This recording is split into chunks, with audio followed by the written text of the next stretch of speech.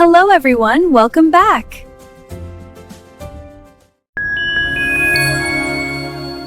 அஸ்ஸலாமு அலைக்கும்.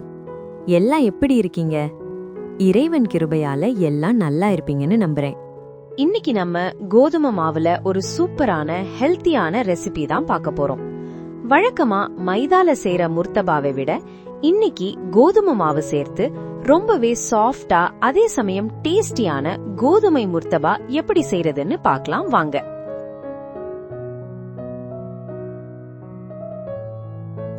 முதல்ல ஒரு போல்ல 300 கிராம் கோதுமை மாவும் கூடவே 200 கிராம் மைதாவும் சேர்த்துக்கோங்க. இதுக்கு தேவையான அளவு உப்பு, 1 டேபிள் ஸ்பூன் நெய் சேர்த்து நல்லா கலந்து விட்டுக்கோங்க.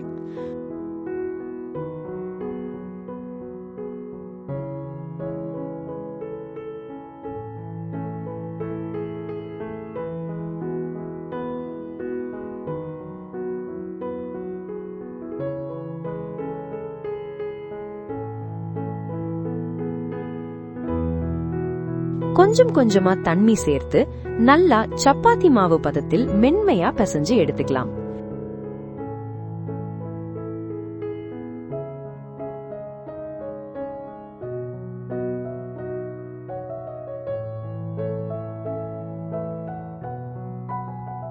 பிசைந்த மாவை சிறிய உருண்டைகளா உருட்டிக்கலாம்.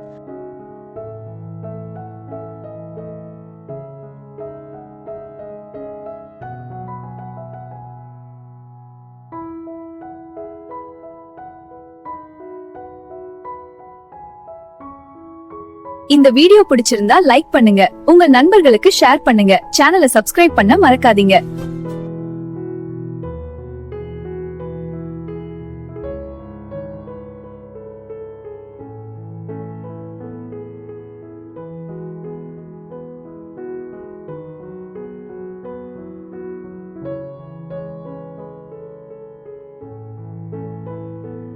மாவு காயாம இருக்க மேல கொஞ்சம் ஆயில் தடவி அப்படியே ஒரு அரை மணி நேரம் ஊற விடுங்க.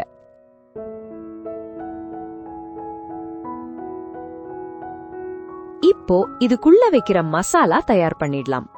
ஒரு பேன்ல 1 டேபிள் ஸ்பூன் ஆயில் ஊத்தி 3/4 கிலோ வெங்காயத்தை நீல வாக்கில் நறுக்கி சேர்த்துக்கோங்க.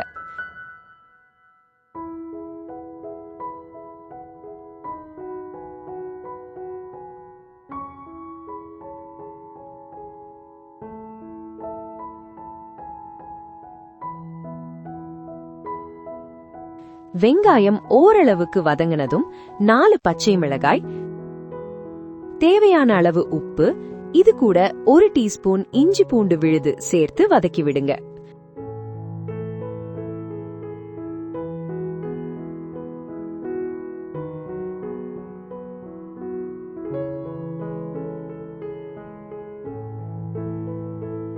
அடுத்து 1 தக்காளி,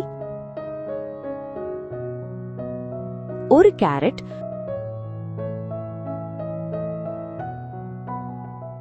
பொடியா நறுக்கின ஒரு சின்ன கேப்சிகம்,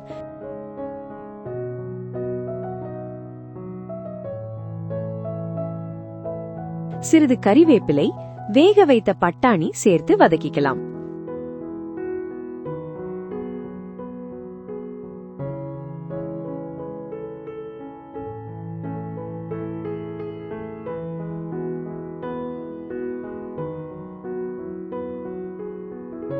இப்போ மசாலா தூள் சேர்த்துக்கலாம்.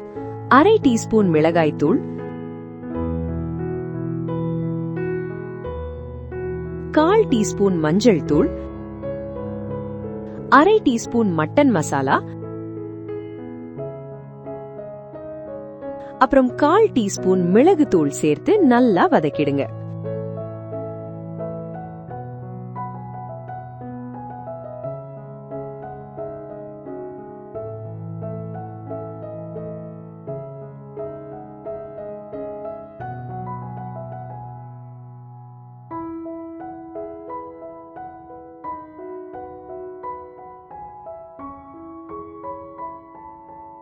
மசாலா நல்லா வதங்கினதும் உப்பு தேவையான அளவு சேர்த்துக்கலாம்.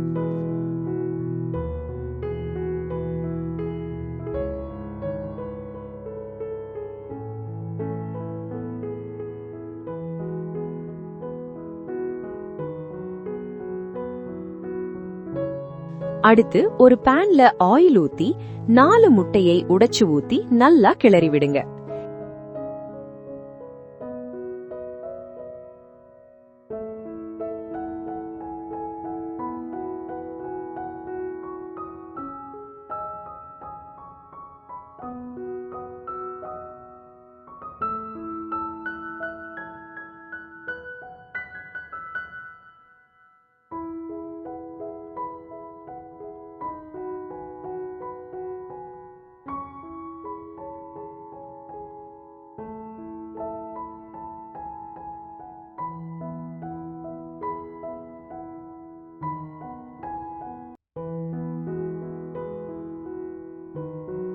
இப்ப இத தயாரித்த ஸ்டஃபிங்ல சேர்த்து நல்லா கிளறிக்கலாம்.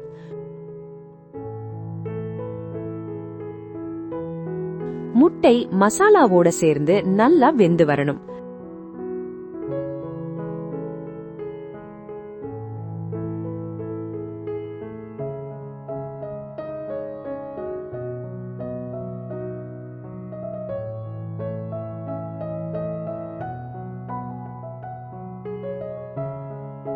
கடைசியில் மல்லி இலை சேர்த்து ஸ்டவ் ஆஃப் பண்ணுங்கள். இப்போ ஸ்டஃபிங் சூப்பரா ரெடி.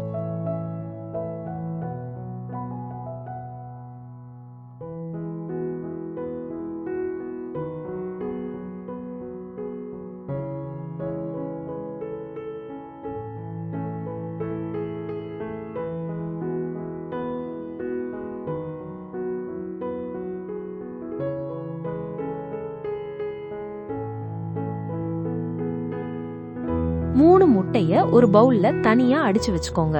இது நம்ம முர்த்தபா மேல ஊத்துறதுக்கு. இப்போ நம்ம பிசைஞ்சு வச்ச மாவை எடுத்து மெல்லிய ஷீட்டா தேய்ச்சுக்கோங்க.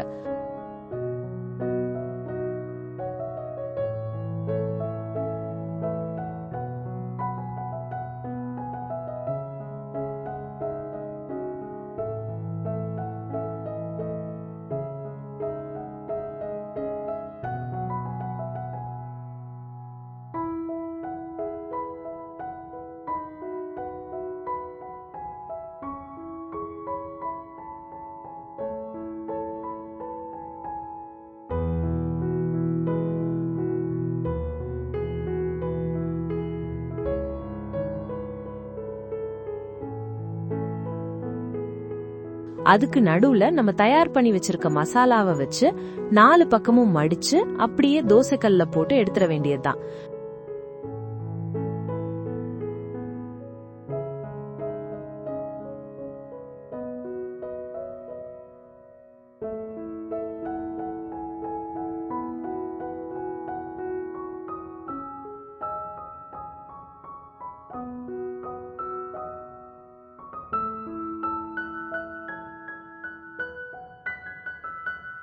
இந்த வீடியோ பிடிச்சிருந்தா லைக் பண்ணுங்க, உங்க நண்பர்களுக்கு ஷேர் பண்ணுங்க, சேனலை சப்ஸ்கிரைப் பண்ண மறக்காதீங்க.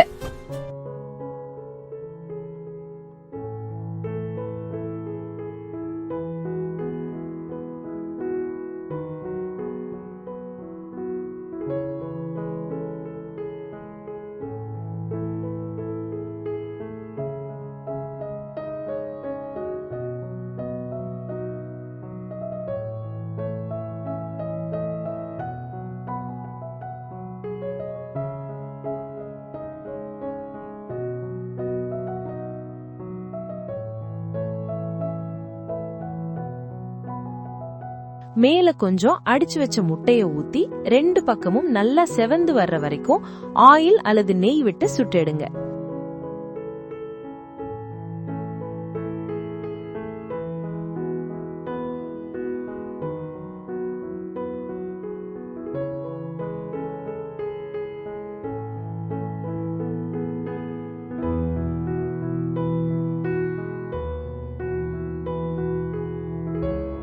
அவ்வளவுதாங்க, சுட சுட வாசனையான கோதுமை முர்த்தபா தயார்.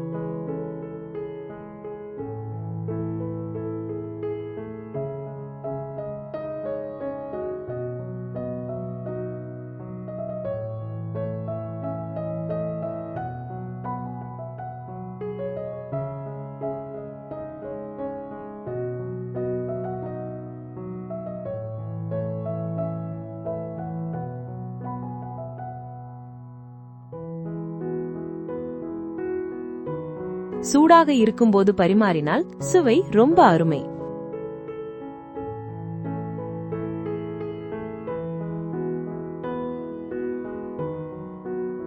கண்டிப்பா இந்த இஃப்தாருக்கு நீங்களும் உங்க வீட்ல ட்ரை பண்ணி பாருங்க. இந்த வீடியோ பிடிச்சிருந்தா லைக் பண்ணுங்க, உங்க ஃப்ரெண்ட்ஸ்க்கு ஷேர் பண்ணுங்க. மறக்காம நம்ம ஃப்ரை பேன் தமிழ் சேனலுக்கு சப்ஸ்கிரைப் பண்ணிடுங்க. அப்பதான் ரமலானுக்கு நம்ம சேனலில் வரும் இஃப்தார் மற்றும் சஹருக்கான புதிய வீடியோக்கள் உங்களை வந்து சேரும்.